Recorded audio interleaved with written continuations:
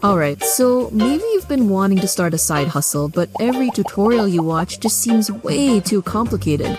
Or maybe you've already tried a bunch of these online side hustles and still haven't made a single dollar. That's completely fine, because in this video, I'm going to show you a stupidly simple AI side hustle for beginners that you can actually start today.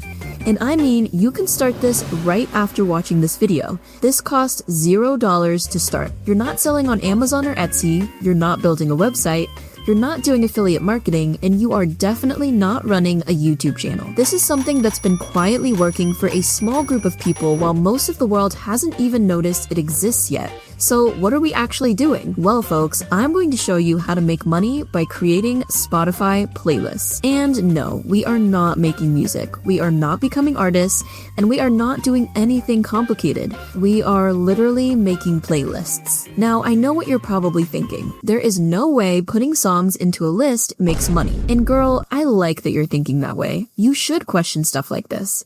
But what I'm talking about here is a legitimate business model. So let me quickly show you how this actually works, because once you see the idea behind it, this whole thing starts making a lot more sense. Every single day, thousands of smaller artists upload new songs, and their biggest challenge is getting those songs in front of people. One of the best ways to do that is by getting placed in playlists, and a lot of them will straight up pay for placement on a good playlist. This is already a pretty common industry practice. So what that means is, if you build a playlist with a decent following, you get to be the person they pay, because now you're the playlist curator. That's the whole business model. There are even platforms like Playlist Push, Groover, Submit Hub, and Daily Playlists where artists come in, submit their songs, pay a fee, and then curators like you get to review them and decide whether they fit your playlist or not. And the good thing about this is you can get paid just for listening and reviewing. On Playlist Push, for example, curators can earn up to $15 per song review. Once your playlist hits around 1,000 followers, you become eligible to sign up and join these platforms. So the whole game is simple. You create a good Spotify playlist, get it to around 1,000 real followers, and then start getting paid. And today, I'm gonna show y'all how to use AI to create your Spotify playlists for you,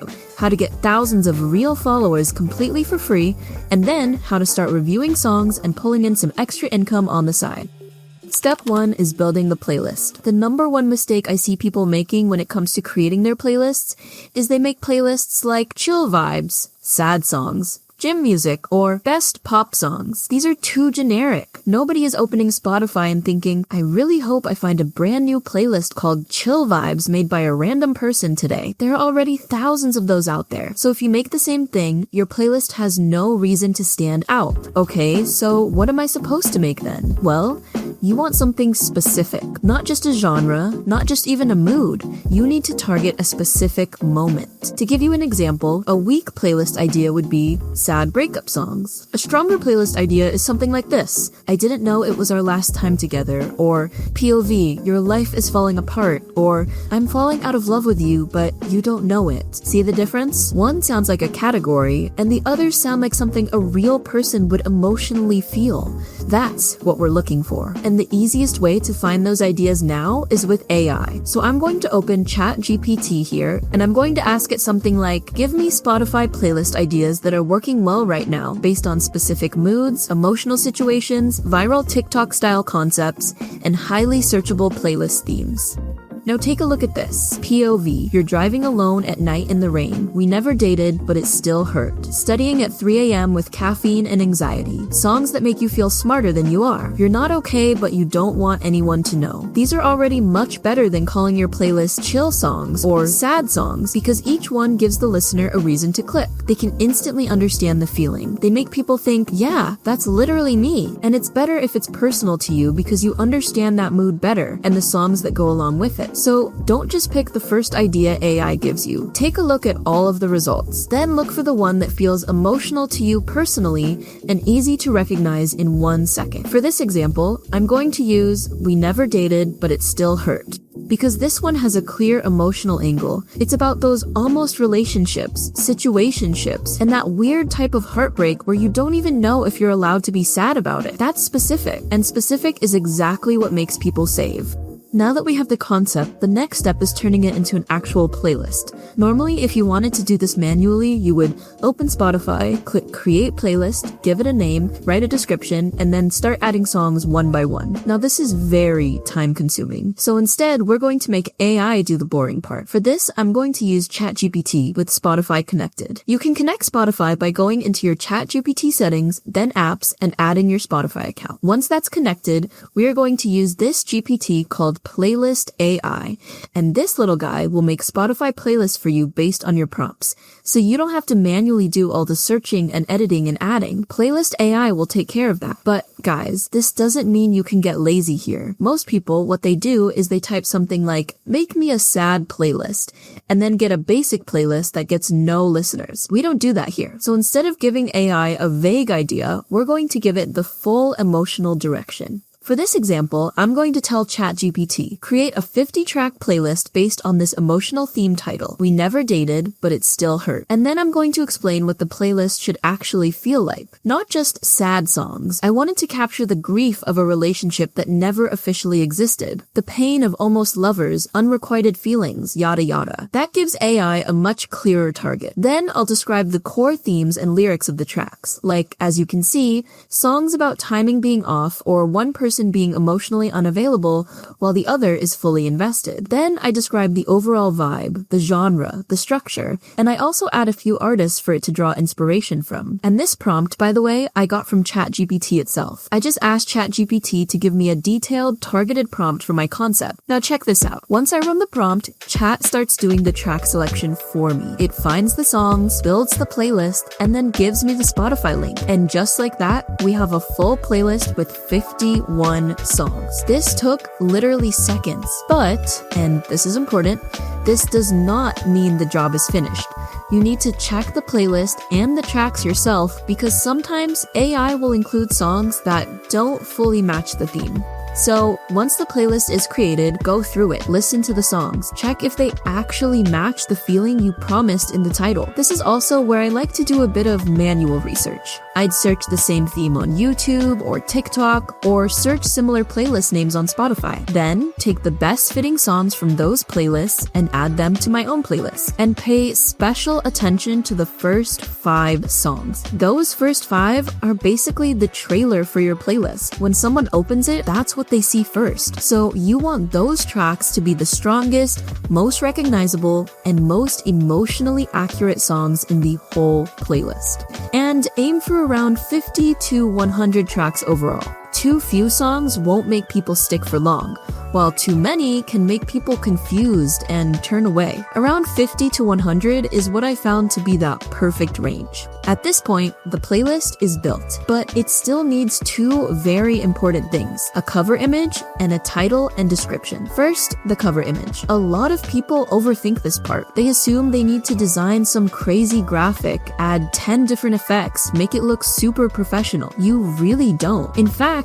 simpler works better. What you want is something bold, recognizable, and emotionally fits your overall theme. It could be an iconic photo, an artist image, a meme, a movie image, something aesthetically strong. Those tend to work well because people can understand the vibe immediately. If the image is too busy, too text-heavy, or trying to do too much, it usually performs worse. Take a look at a lot of playlists that do well and check out their covers. So for finding images, you can use Google, Pinterest, even screenshots if they fit the mood. Now once the cover is done, the next part is your title and description. And this is where a lot of people waste their good playlists without even knowing.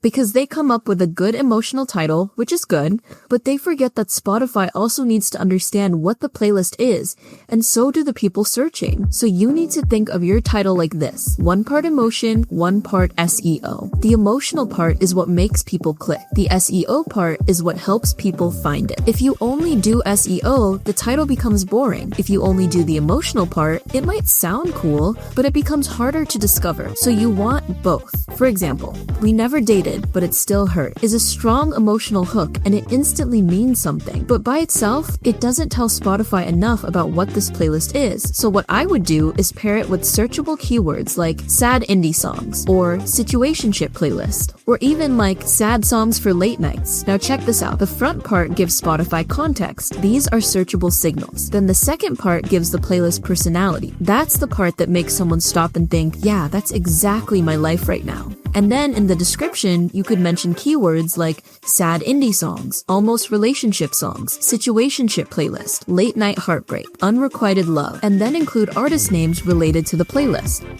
Now the biggest question is, how do you actually get people to find this playlist in the first place? Now that we have the playlist, we have the songs, the cover, the title, and the description. But the one and only problem is that nobody knows it exists yet. And girl, you don't have to worry one bit, because I'm about to show you how to promote your playlist with just your phone, without spending any money, without running ads, without DMing random people, and without doing influencer marketing. We'll be using TikTok mainly for this.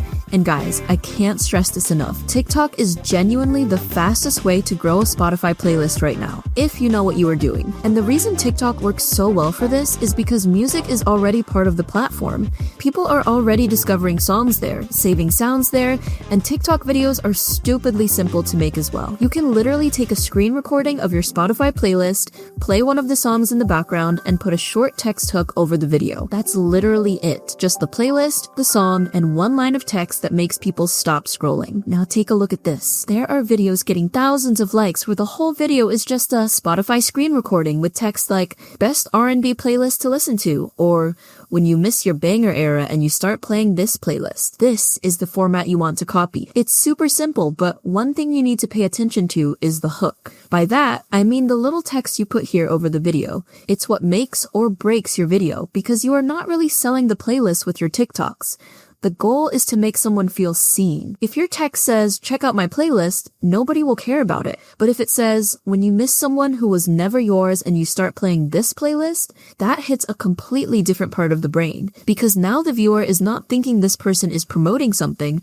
They're thinking, wait, this is so me. And that is what gets people to go to your playlist and save it. So for the playlist we made, the promotion basically writes itself.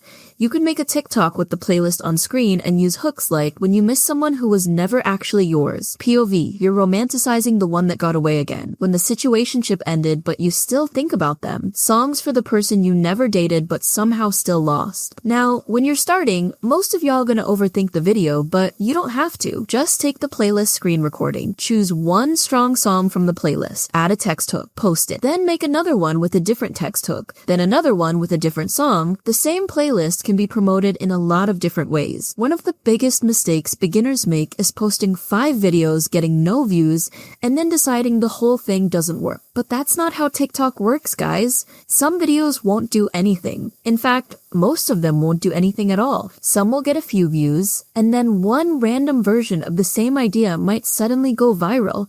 You can never guess which will take off and which won't. So you want to post consistently, ideally a few times a day. And when something starts working, double down in those formats. Now we get to the final part, monetizing the playlist. So once your playlist gets to around 1,000 real followers, that's when you can start joining platforms like Playlist Push, Groover, Submit Hub, and Daily Playlists. Now, as I said before, Playlist Push says qualified playlist curators can earn up to $15 per song review. Now, how much can I actually make with this? On Playlist Push, you can receive up to 8 songs per day. So if you're making $15 per review, that's up to $120 a day just for listening to music and giving feedback. And Playlist Push is only one platform. Submit Hub doesn't have a daily cap, and from what I've seen, you could be getting around 10 songs a day there too. And the more successful your playlist is, the more songs Submit Hub sends you. Then you've also got Groover, which has already done over 4 million feedbacks with around 30,000 curators on the platform.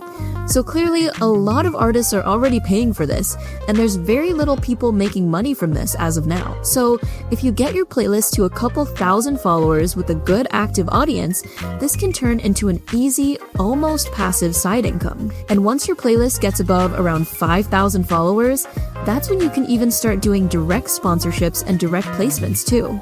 That means artists either reach out to you or you reach out to them and you can set your own price. Depending on your playlist size and activity, you can charge anywhere from $50 to even over $500 for a placement. That's where the bigger money starts coming in, because then there's no middleman. You control everything and take home all of the money.